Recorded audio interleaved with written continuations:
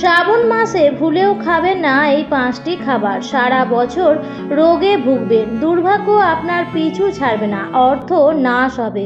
আমরা প্রত্যেকেই জানি যে শ্রাবণ মাস হচ্ছে দেবাদিদেব মহাদেবের মাস। দেবাদিদেবের ভক্তরা সারা বছর অপেক্ষা করে থাকেন শ্রাবণ মাসের জন্য। এই মাসটির প্রত্যেকটি দিনই অত্যন্ত ফলপ্রদায়ী। এই মাসে মন্দিরে ভিড় জমান ভক্তরা। মনে বিশ্বাস থাকে যে এই মাসে দেবাদিদেব মহাদেব তার ভক্তদের ডাকে সাড়া না দিয়ে পারেন না। সমস্ত হিন্দুদের কাছে শ্রাবণ মাসের বিশেষ গুরুত্ব আছে। তাই খাদ্য খাবারের এই বিধিনিষেধগুলো আমাদের প্রত্যেকেরই মেনে চলা উচিত, কারণ দেবাদিদেব মহাদেব যদি রুষ্ট হন তাহলে পরিবারে নেমে আসে চরম বিপর্যয়, দুর্ভাগ্য ও গৃহ অশান্তি। নমস্কার বন্ধুরা, ভক্তিমূলক কথা চ্যানেলে জানাই আপনাদের সকলকে স্বাগত। বন্ধুরা, আশা করছি ঈশ্বরের আশীর্বাদে আপনারা প্রত্যেকেই ভালোই আছেন এবং সুস্থই আছেন। শ্রাবণ মাস পড়ে গেছে। শ্রাবণ মাস পড়েছে 17ই জুলাই থেকে এবং চলবে 17ই আগস্ট পর্যন্ত। 2024 সালের শ্রাবণ মাসে আমরা পাচ্ছি 4টি সোমবার। শ্রাবণ মাসের সোমবারগুলির বিশেষ গুরুত্ব থাকে, কিন্তু যদি আপনি শ্রাবণ মাসের সোমবারের ব্রত নাও করে থাকেন, তবুও খাদ্য খাবারের বিধিনিষেধগুলি সংসারের মঙ্গলার্থে, সংসারের কল্যাণের জন্য প্রত্যেকেরই মেনে চলা উচিত। এবং শ্রাবণ মাসে অন্ততপক্ষে একটি সোমবারও দেবাদিদেব মহাদেবের নামে উৎসর্গ করে উপবাস রাখা উচিত। এর ফলে পরিবারের মঙ্গল হয়। তাই আমার সকল বন্ধুদের কাছে অনুরোধ করব যে আজকের ভিডিওটি একদম স্কিপ না করে সম্পূর্ণ দেখবেন এবং দেখার পর যদি ভালো লাগে তাহলে অবশ্যই একটি লাইক করবেন এবং কমেন্টসে লিখবেন হর হর মহাদেব। এবং বন্ধুরা, অবশ্যই ভিডিওটি শেয়ার করবেন আপনাদের নিকট আত্মীয় স্বজন এবং বন্ধু বান্ধবদের সাথে। শ্রাবণ মাস পড়ে গেছে, তাই ভিডিওটি পেলে প্রত্যেকেই উপকৃতই হবেন এবং আপনাকে ধন্যবাদ জানাবে। চলুন বন্ধুরা, আসা যাক মূল পর্বে। শ্রাবণ মাস হচ্ছে দেবাদিদেব মহাদেবের অত্যন্ত প্রিয় একটি মাস। শিব মন্দির তো বটেই, শ্রাবণ মাসে বাড়িতে বাড়িতেও শিবের উপাসনা করা হয়। সাধারণত গঙ্গার জল ও দুধ দিয়ে রুদ্রাভিষেক করে শিব ঠাকুরের পুজো করা হয়, আর এটাই সবচেয়ে শ্রেষ্ঠ উপায় বলে মনে করা হয়। শাস্ত্র অনুসারে জলাভিষেক করলে শ্রাবণ মাসে মনস্কামনা পূর্ণ হয়। শ্রাবণ মাসে শিবকে সন্তুষ্ট করতে কোনো ত্রুটি রাখেন না মহাদেবের ভক্তরা। কিন্তু শ্রাবণ মাস কেন এত গুরুত্বপূর্ণ অনেকেই জানেন না। পৌরাণিক কাহিনী অনুযায়ী শ্রাবণ মাসে সমুদ্র মন্থনের ঘটনা ঘটেছিল। সমুদ্র মন্থন থেকে উত্থিত হলাহল বা বিষ, যা গোটা বিশ্বকে রক্ষা করার জন্য স্বয়ং মহাদেব নিজ কণ্ঠে ধারণ করেছিলেন। বিষের প্রভাবে মহাদেবের কণ্ঠ নীল হয়ে গিয়েছিল। এই কারণেই মহাদেবের অপর নাম নীলকণ্ঠ। বিষের তীব্রতা কমানোর জন্য স্বর্গের দেবতারা শিব ঠাকুরের মাথায় গঙ্গা জল ঢালতে থাকেন, আর এই কারণেই শ্রাবণ মাসে শিবের মাথায় গঙ্গা জল প্রদান করা হয়, আর তাতেই আদিদেবের আশীর্বাদ প্রাপ্ত হন ভক্তরা।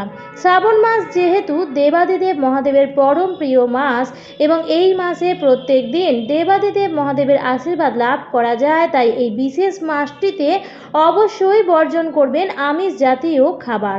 উত্তর ভারত, দক্ষিণ ভারতের বিভিন্ন রাজ্যে সমগ্র শ্রাবণ মাস ব্যাপী মাছ, মাংস, ডিম তো দূরের কথা, পেঁয়াজ রসুনও ঘরে আসে না।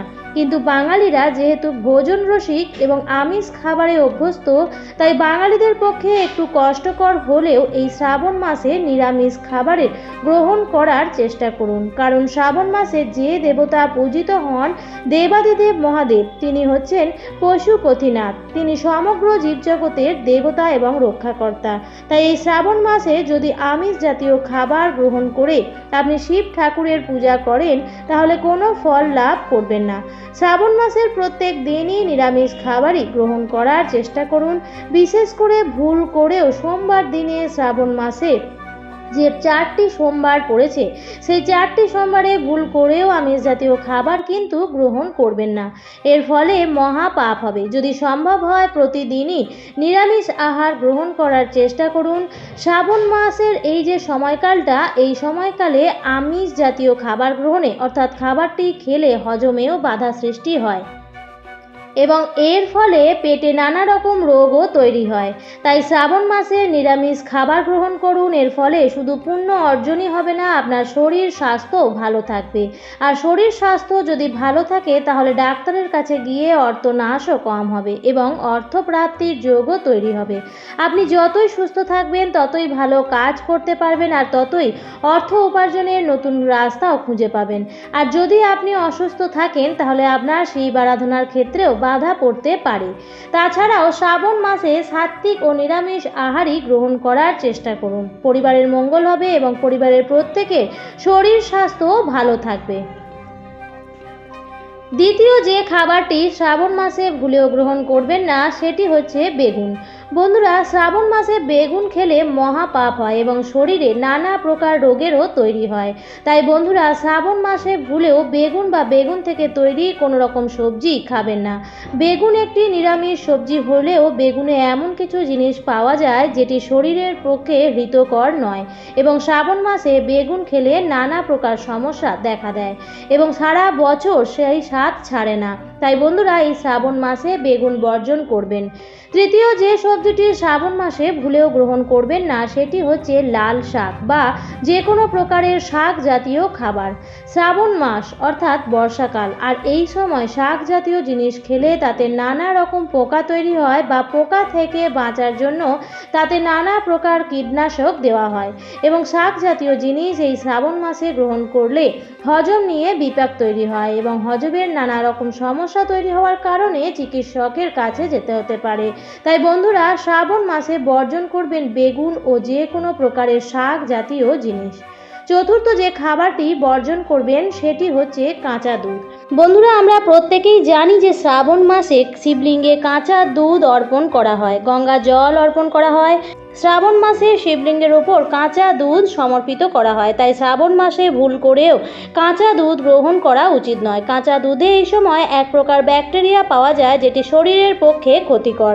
তাই কাঁচা দুধ গ্রহণ করবেন না এই সময়। শিবলিঙ্গে অর্পণ করা হলেও সেটি শিবলিঙ্গের জন্য ফলপ্রদায়ী, মনস্কামনা পূরণের জন্য ফলপ্রদায়ী, কিন্তু সেটি যদি আপনি গ্রহণ করেন তাহলে সেটা আপনার জন্য, আপনার স্বাস্থ্যের জন্য ভালো হবে না। তাই বন্ধুরা, যদি শ্রাবণ মাসে দুধ গ্রহণ করতেই হয় তাহলে সেটি খুব ভালোভাবে ফুটিয়ে অর্থাৎ জাল দিয়ে তারপরেই গ্রহণ করবেন।